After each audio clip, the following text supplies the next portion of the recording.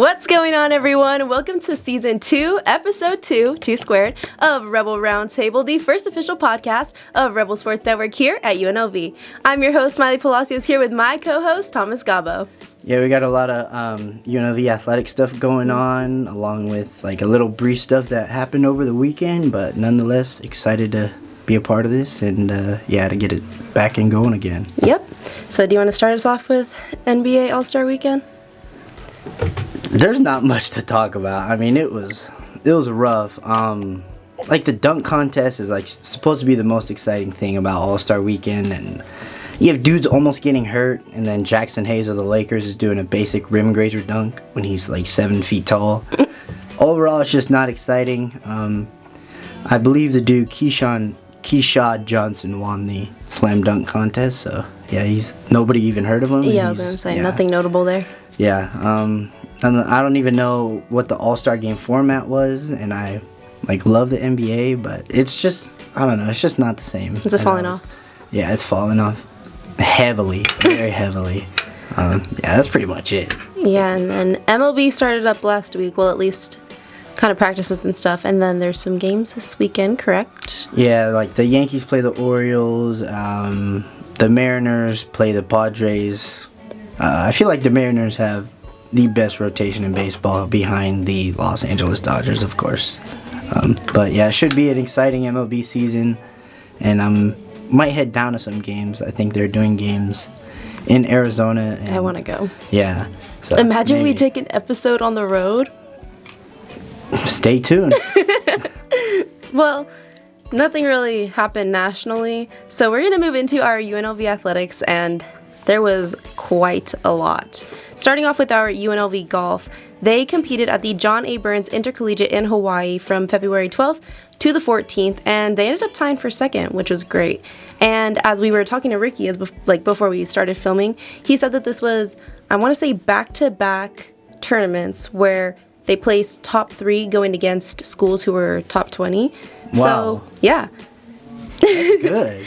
So our golf team's doing really great, and Trevor Lewis will be coming on later in the season to kind of give us the spring rundown because, as we saw, fall. So, got to get both. And moving on to our Hustlin Rebels. They had their season opener tournament against Austin Peay this weekend, and I was working it. I was doing pictures and packages. But they started off game 1 on February 13th, Friday. Game 1, they won 7-3, and the game started off with Johnny Rodriguez had an RBI ground out for the first run of the game. Excuse me. And then Jack Salmon also scored on Reggie Bussey's sac bunt. Cooper Sheffield singled and scored on Salmon's triple in the third, so Jack Salmon was also kind of on fire. And then Marcos Rosales had a double that allowed for Gunnar Myro and Reggie to score. Zion Taylor was the first one to score for the Governors, and he scored 2. So kind of broke the score to 6-2 at that point. And then Aiden Garcia scored the final run for the Rebels on a balk. And the on a balk, yeah. The Governors were not happy about that. Actually, there was multiple times where the coach had to be told to calm down. Like the umpires were like, "All right, warning. All right, official warning. Official warning." I think someone did get ejected, not the first game. It must have been on one of the games during the doubleheader, but I didn't know someone got ejected because I was more so filming the Rebels, and then people started yelling, and I was like, what happened? But according to my boyfriend, someone got ejected. But I don't know how trustful that source is because he was just there, you know? And then after that final run for the Governors, Jace Evangelista shut the door on the game, and we ended up winning 7-3. Then game 2, they also won 9-8, and I believe it shouldn't have been that close, but they won, so it's okay. In the second inning, Austin Peay scored 3 with a sac fly, RBI bunt, single, and then another sac bunt. Johnny Rodriguez again grounded out, allowing Aiden Garcia to score, and he doubled in the 6th, and then Drew Berrigan also bombed a 2-run homer, the first of the season, for a score of 4-3. Then Jack Salmon came up and scored on Aiden's RBI single, and then Nin Burns II also had a 2-run homer. So that was a very exciting game. And then they just added 2 more runs in the 8th, just a little Just two more runs. Just 2 more runs in the 8th. Yeah, but then Austin Peay scored 5 runs in the 9th. Holy moly. Yeah, and The bottom of the 9th? Top of the 9th. Top of the 9th. So it was, I don't remember who was pitching, but it was a tough start for sure for that pitcher because multiple runs were scored on hit batters, walks, and then wild pitches. It's the first series of the season. Yeah, they're just getting back. A little nervous. Yeah, getting back into it. But Cody Albright, he was credited with the win because he pitched 4 relief innings and then 3 strikeouts and 2 hits, but no earned runs. So it happened before the 9th, I'm assuming. And then Jacob Gomberg also had his first save of the season because he struck out the final batter of the game after the mishaps that happened earlier in the inning. Moving on to Game 3, this was their first loss of the season where they lost 5-3. Reese Lewick was pitching for the Rebels, and after multiple walks and a throwing error, In the first inning. First right? inning, yeah. Cole Johnson for the Governors came in and hit a grand slam. No, yeah, he just hit a grand slam. Yeah, so that put the Governors at an early lead of 4-0. But they came back later. They didn't win, but they came back. They didn't make it, so 5-0. But yeah, the Governors ended up with another run on a pass ball. And then the Rebels returned the favor because Jaden Hurdle also scored the first run for the Rebels on a pass ball. And then Salmon scored on a double play, and Marcos Rosales with his first solo home run of the season in the 7th inning, and that was the 3rd and final run. Moving on to Game 4, I really thought that the game was going to be like just an easy win for the Governors because they came in hot early in the game.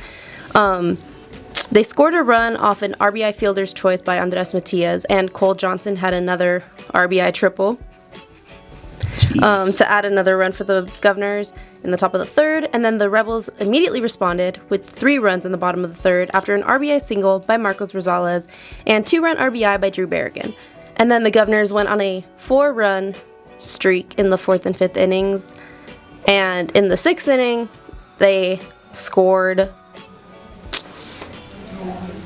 I don't know how much they scored, actually. But they had a wild pass ball. 3 batters were hit, and then multiple RBI singles. But the Rebels came back. And Johnny Rodriguez drove in a run with a triple, and then Cooper Sheff allowed Johnny to score with a single. And then going into the 8th inning, they were trailing by 3, and then Drew Berrigan, Nin Burns the 2nd, and Cooper Sheff all drove in runs to tie the game in the 8th. And then Austin Peay scored 1 in the 9th, but Marcos Rosales kept the Rebels alive and hit another home run. Wow. And they sent them into extra innings. Unfortunately, the Rebels did get their go-ahead run with Kyler Proctor's single in the top of the 10th, but it was a good game. It sounded like a good game. Yeah, it was very, very interesting, actually. I think it was must have been the 8th or the 9th inning. Johnny Rodriguez got hit by the pitcher, and then the pitcher, was very non-confrontational. Nothing was happening, but Johnny was, staring him down, and then the first baseman of the Governors did not like that. He was ready to go, I guess. He was. And... first series of the new season. Yeah. And people wanted to scrap. Yeah, the first baseman was, trying to get all in his face, physically, which is, I think, quite different from just staring someone down. Obviously, if you get hit, you're not going to be happy about it. Yeah. But he wasn't, charging the mound or anything. But anyway, that was very interesting. But nothing ended up happening. They just got official warnings, which was happening a lot in the series, as I mentioned earlier. So yeah, now our Rebels are tied, or not tied. The series and the season was split at 2-2. And they had a game today, the day that we're recording, Tuesday, and they were supposed to go to UC Riverside, but rain. Yeah. So it got postponed. It's been a little cold couple of days here in sunny Las Vegas, as they call it, but yeah, we are not the Weather Channel, so let's keep it. But now that this game is postponed, their next game and series will start on Friday at 6:05, and they'll be taking on the Bradley University Braves. So did they postpone that UC Irvine series to a later date? Riverside, yeah. Or Riverside, yeah. Did they just cancel it, or they postpone? It said that it was postponed. Johnny told me it was canceled, but again, We'll see. I would rather trust the actual team. Yeah. But I don't know, starting off the season, I think they did pretty good. It wasn't like any of the games were blowouts, so they were close games. Marcus Rosales had a good series. Johnny had a good series. Drew had a good series. And then Burns II had a good series. So I'm excited to see what the rest of the season is going to look like for them. That would And have been a real good series to watch. UC Riverside is a top tier baseball school, and if they could compete with them, I mean that would be but I think really good for them. I think it's only one Just game. one, like an exhibition game. Yeah, it was supposed to be just one game today, but now that it's postponed, I don't know if there's an official date for the game, but yeah, they got some time before conference play too, so I think that our team's going to do really good this year. I know that we have a lot of pitchers, so the rotation's going to be really good too. I'm excited for them. You should come take some games. Yeah, I will. You should come take some pictures with us. I will, yeah. But moving on to our Runnin Rebels, they also had a very exciting week last week, starting off on, what was it, Tuesday? Tuesday. February 10th, they played against the San Jose State Spartans, yes, and they won 82-75. Dre and Kamani had a combined 47 points. But if you think that's impressive, wait till the next game. Because I think it was Kamani's best game since December or something, that he had over 20 points. And he didn't foul out. No. Well, no.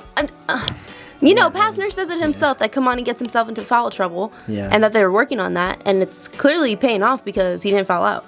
So, but Dre had 24 points, 5 assists, and 3 steals, meaning that he has had 20-plus points in 4 straight games and 6 of the last 7. And then Kamani had his first double-double of the season with 23 points and 10 rebounds. And then Tyron Jones. I'll just do a wink-wink for that. We'll see. Just a little. We'll see. Anyway, Tyron had 13 points with 3 blocks. And this was his first game back from his... No, was it the first game back from his injury? Yeah, right? I believe so. Yeah. Yeah. And then this was UNLV's 6th straight win over San Jose State. Boom. I mean, yeah, they're not that good this year. It doesn't matter. A win is a win. Yeah. Yeah, that's true. But, yeah. Hey, for the record that they have right now, they were like... They were 6-6, and then they're 7-6 after this game, so they got their winning percentage over 500. So and they're 6th in the Mountain West, I think now. But yeah, how about the game in Boise? Probably the most exciting game of the weekend for UNLV Athletics. Yeah, of course. Definitely. This was the only game that baseball went into 1 extra inning, but this was this was a very interesting game.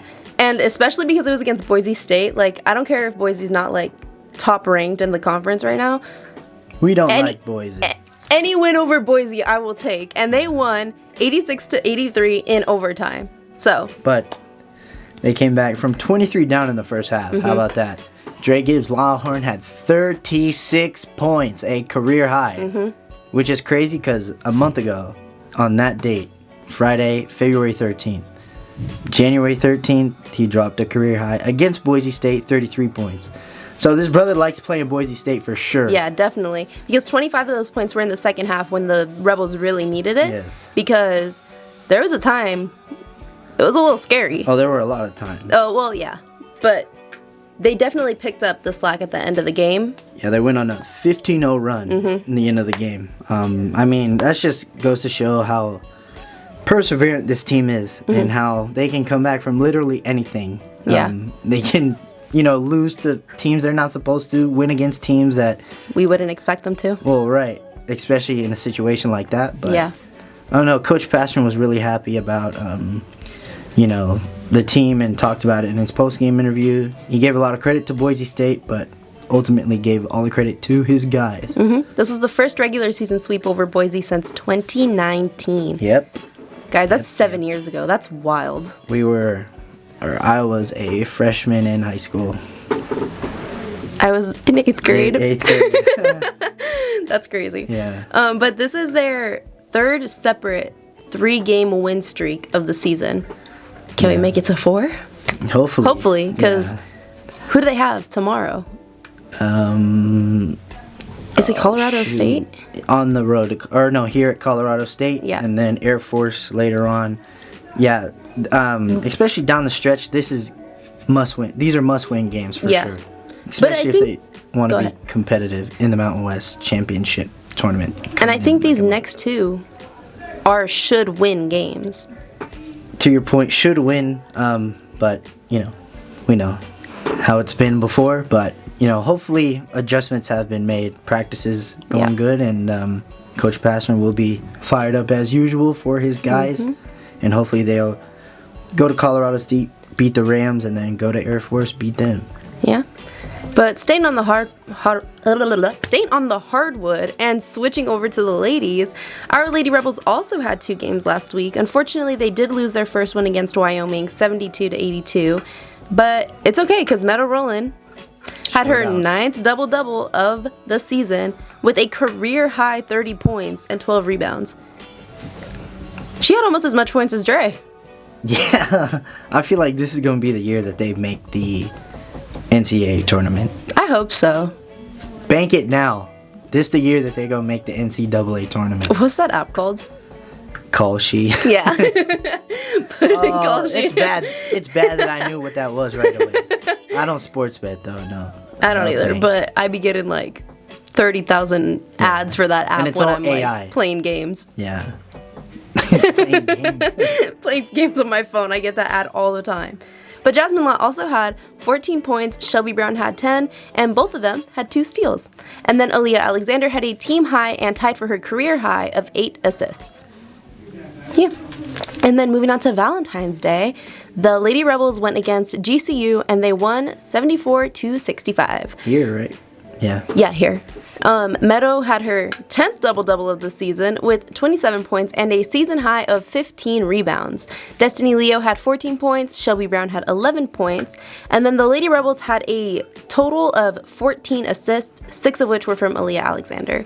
They like to rebound the ball. I mean, we talked about last week, who had 22 rebounds last week, and I think it was... Wake up. Yeah, I think it was 21. 21. Because there was 9 offensive, 9... No. Yeah.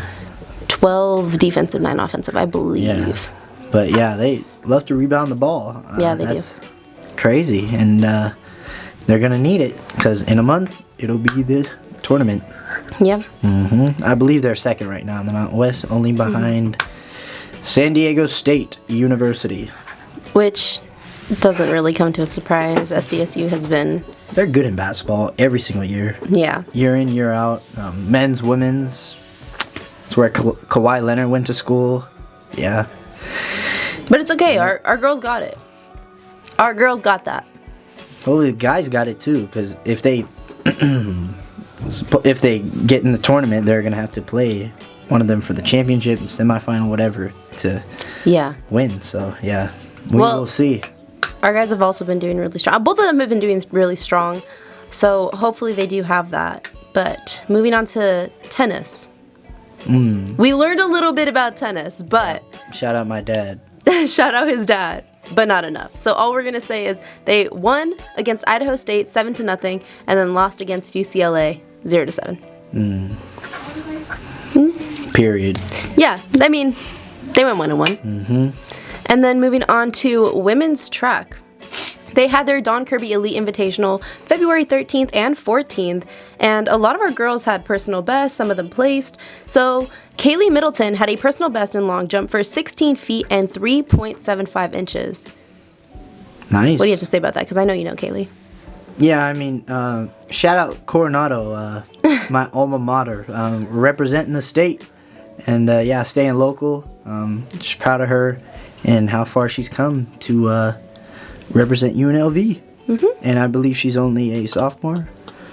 I'm not sure.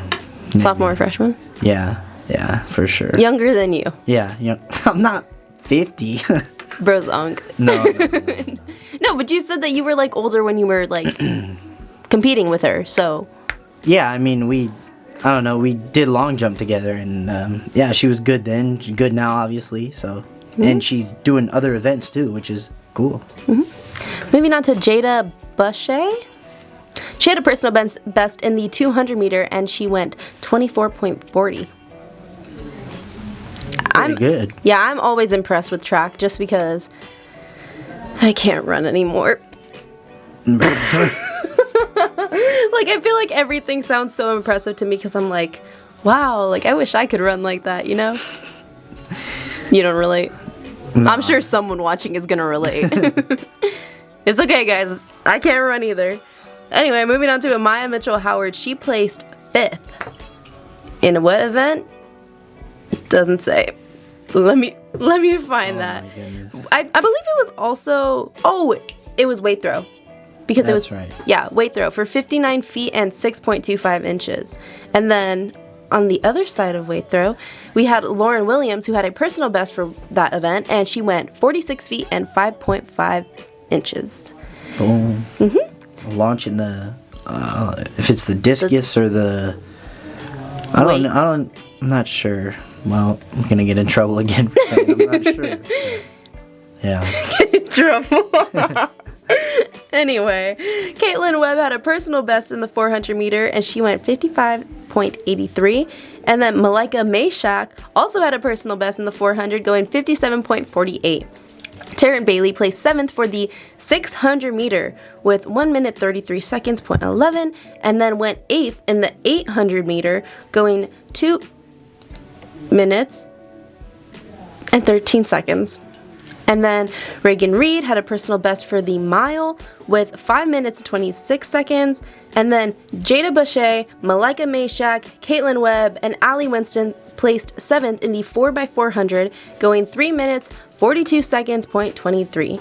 JC Wright had a personal best for 60-meter hurdles and went 8 seconds, .39. And then also in track, we had a national record breaker in the indoor shot put with